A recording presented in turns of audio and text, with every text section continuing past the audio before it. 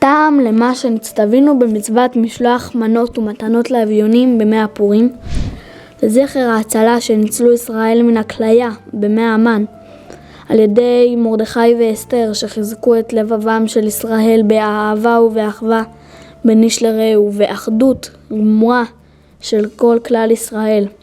ובזמן שישראל באחדות אין בהם חיסרון כלל, וגם הרעים שבהם נעשים טובים.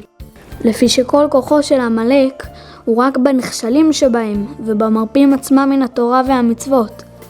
המן, שהיה תוקפו של עמלק, חשב על ישראל לאבדם לאחר שהכשילם בחטא תחילה, וגם אותם שלא נכשלו בחטא נתפסו בעוון אחיהם כיוון שלא מרחו.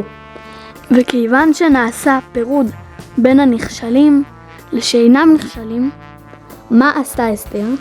אמרה למרדכי, לך כנוס את כל היהודים, שאם תשוב האחדות לישראל ויהיו כלל אחד, לא יוכל לשלוט אפילו בנכשלים בחטא.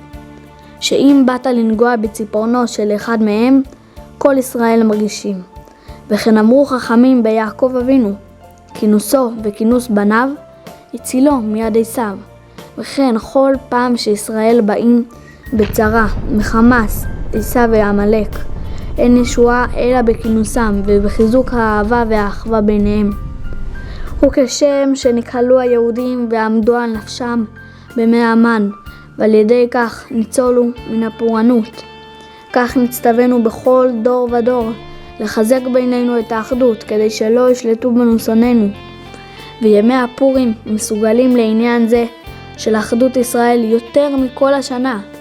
על כן הוסיפו לנו בימים אלה מצוות של משלוח מנות ומתנות לאביונים, כדי להרבות האהבה בישראל, שתהיה שמורה איתנו כל השנה, תמיד, ועל ידי זה לא יהיה לעמלק כוח לשלוט בישראל.